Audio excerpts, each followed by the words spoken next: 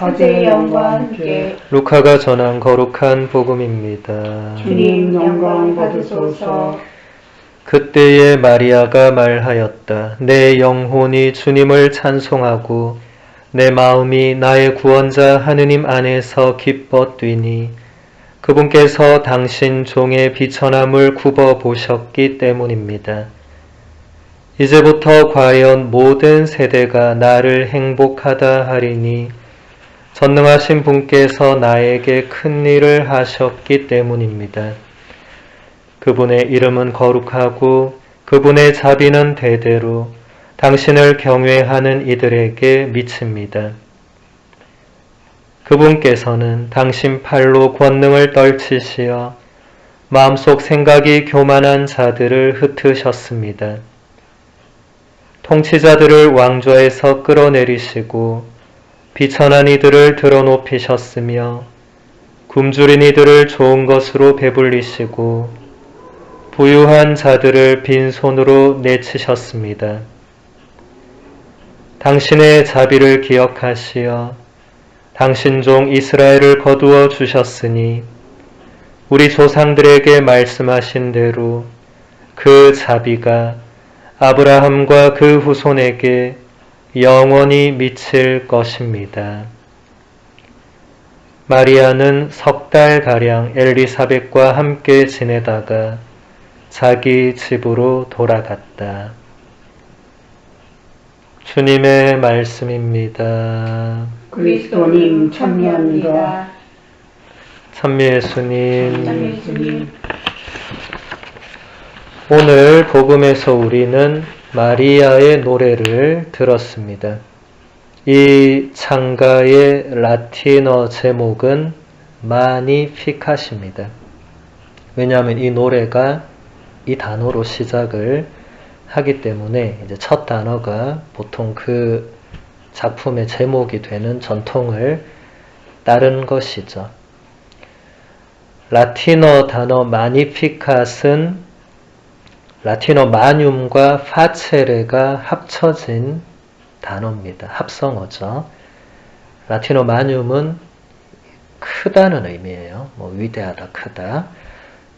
그 파체레는 그렇게 되도록 하는, 만드는 그런 의미예요. 그 두 개를 합치면 크게 하다, 위대하게 하다. 이제 직역은 그렇고, 우리가 이제 의역을 하면 찬송한다, 찬미한다, 흠숭한다 이런 여러 가지 의미가 되겠죠. 그러니까 내 영혼이 주님을 찬송합니다를 원문 그대로 보면 내 영혼이 주님을 크게, 위대하게 합니다. 이렇게 됩니다. 이 단어가 마리아의 노래의 가장 중요하고 뚜렷한 특징이 됩니다. 그래서 이 단어가 이 찬가 전체의 제목이 된 것도 결코 우연은 아닙니다. 여기서 무엇보다도 먼저 우리가 눈여겨보아야 할 것은 성모님의 겸손하심입니다. 성모님은 당신 안에 예수님이라는 새로운 생명이 들어오시도록 가브리엘 천사의 예고에 피앗이라는 라틴어 단어로 응답을 했습니다. 이 라틴어 동사는 그대로 이루어지기를 바란다. 그래서 우리가 주님의 기도에서도 아버지의 뜻이 하늘에서와 같이 땅에서도 그대로 이루어지소서 할 때도 라틴어로는 똑같은 이 단어를 써요. 피앗 볼룬타스 투아 이렇게 나가거든요. 성모님도 천사의 예고에 피앗 미히 세군든 베르붐돔 이렇게 똑같은 단어로 응답을 하셨습니다. 예수님이라는 새로운 생명이 당신 안으로 들어오도록 하기 위해서 성모님께서 주님을 크게 해드린다. 이제 이 응답을 한 거죠. 그 다음에 이어지는 구절들은 성모님이 잉태하신 예수님께서 선포하고 실현할 하느님 나라의 의미와 영향에 대한 이야기입니다. 이 이야기들은 세상의 모든 가치들을 뒤집어 엎는 놀라운 것들입니다. 사회적인 차원으로 보면 거의 하나의 혁명이라고까지 할 수 있는 내용들인데 우리가 이 짧은 시간에 지금 그것을 다 볼 수는 없겠죠. 성모님이 주님의 크심을 드러내는 첫 번째 일은 동정녀이신 채로 어머니가 되신다는 사실입니다. 이것은 오직 하느님의 힘과 하느님의 역사하심으로 그렇게 되는 것이겠죠. 성모님이 잉태하고 낳으실 아기는 메시아이십니다. 온 이스라엘 백성이 간절히 기다려온 바로 그 구세주이십니다. 마테오 복음서 저자는 이 아기의 이름이 이사야 예언자가 말했던 임마누엘이라고 합니다. 이 말은 하느님께서 우리와 함께 계시다는 뜻이죠. 다시 말해서 성모님은 우리와 함께 계시는 하느님을 잉태하고 낳으신 어머니가 되셨습니다. 하느님께서는 성모님의 피앗이라는 대답을 들으신 뒤에 당신 아드님을 성모님의 태중으로 보내셨습니다. 생명 자체이신 분이, 창조주이신 분이 피조물의 태안에, 그것도 동정녀의 태중에 들어오셨습니다. 많은 사람들이 이게 어떻게 가능한 일이냐고 반문하고 심지어 비웃고 조롱하기도 하죠. 하지만 가브리엘 천사가 성모님께 예수님의 잉태를 예고할 때 마지막에 이런 말을 합니다. 하느님께는 불가능한 일이 없다. 다시 말해서 우리가 늘 고백하는 전능하신 하느님이시다. 전능하다는 라틴어 단어가 omnipotence란 단어예요. 이것도 omnis와 potence가 합쳐진 거예요. omnis는 모든 것이고 potence는 potere 동사의 현재 분사형이죠. 할 수 있다는 거예요. 모든 것을 할 수 있는. 그러니까 이게 이제 다른 말로 하면 불가능이 없다, 전능하다 다 같은 말이죠.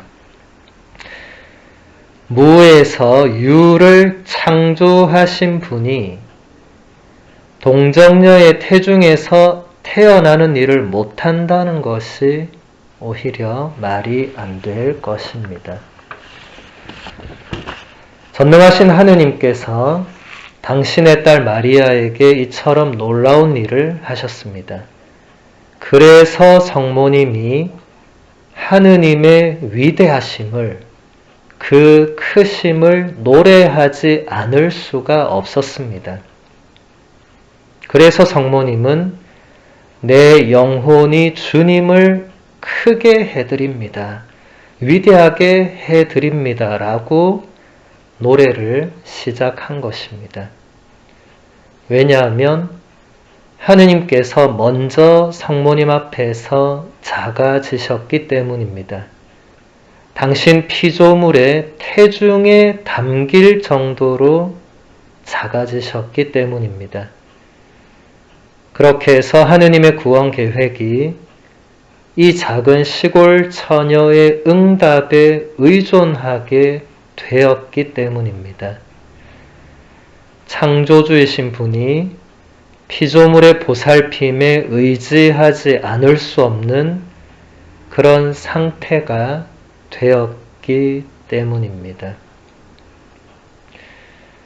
3세기 교부 오리게네스는 오늘 복음을 해설하면서 이런 말을 했습니다. 우리는 어떻게 인간의 영혼이 주님을 크게 해드릴 수 있는가 하고 묻습니다. 왜냐하면 주님은 보탤 수도 없고 뺄 수도 없는 분이시기 때문입니다. 주님은 언제나 여전히 주님이십니다.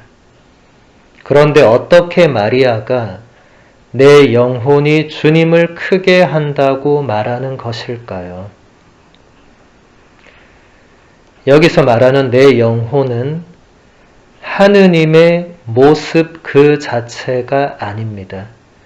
그것은 이미 존재하고 있는 하느님의 모습의 모습입니다. 우리 각자는 자신의 영혼을 그리스도의 모습대로 만들어 갑니다. 우리의 모습은 때가 묻어 더럽거나 밝고 깨끗하여 본래의 모습과 일치합니다. 그러므로 내가 하느님의 모습의 모습을 만들면서 나의 일과 생각과 말로 그것을 키워나갈 때 주님께서 당신의 모습인 내 영혼 안에서 커지시는 것입니다. 주님께서 우리 안에 당신 모습으로 커지시는 것과 마찬가지로 우리가 죄를 지으면 그분의 모습이 우리 안에서 작아지고 줄어드는 것입니다. 굉장히 놀라운 설명이죠. 성모님이 어떻게 그런 찬송을 할 수 있었는가? 이유가 뭔가? 아마 성모님도 이런 이유까지 몰랐을 수도 있는데 하느님의 모상의 모상이다. 이제 우리말은 대소문자가 없잖아요. 근데 교부들은 이럴 때 대문자와 소문자를 써서 구분을 해요. 하느님의 모상이라고 하면 라틴어로 이마고 데이라고 하는데 이때 오리게네스가 앞에 이마고는 이제 대문자로 표시를 하고 우리를 표시할 때는 소문자로. 근데 딱 이렇게 하면 표시가 나죠. 예를 들어 아우구스티노 성인도 말씀이 커지시면 말들이 줄어듭니다. 이런 명언을 남길 때 단어는 똑같이 베르붐을 써요. 베르붐이 이제 영어로 하면 the word, 그러니까 말이죠, 말. 하느님 말씀인데 이것을 대문자로 쓰면 아, 하느님 말씀이구나. 소문자로 쓰면 인간의 말들이구나. 이렇게 볼 수 있어요. 근데 한글은 그런 게 없으니까 봐도 이게 뭔 말인가 싶은데 이제 영어나 서양 알파벳을 보면 아, 이건 하느님 쪽에 해당되는 단어고 소문자는 인간에게 해당되는 단어구나. 그러니까 우리가 하느님의 모상을 받았는데 그 자체가 하느님의 모상은 아니고 우리는 모상의 모상인데 그러니까 우리가 우리 안에서 하느님의 뜻대로 생각과 말과 행동을 해나가면 하느님의 모상이 우리 안에서 점점 더 커지면서 우리가 하느님을 닮아 나가는 거고 우리가 그 반대로 죄를 짓고 악에 기울고 하면 하느님의 모상이 우리 안에서 점점 더 작아지게 되는.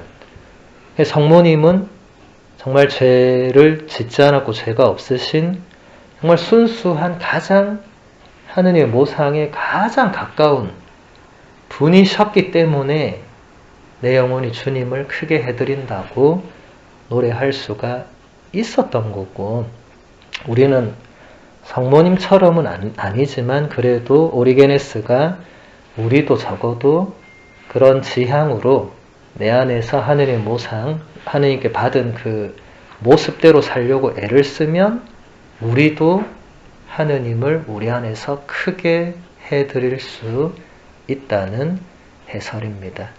오늘 이 부분이 쉽지는 않겠지만 한번 집에 가셔서 잘 생각해 보시면 주님을 크게 해드린다는 성모님의 이 노랫말이 어떤 의미인가를 조금은 이해하실 수 있으리라 생각합니다.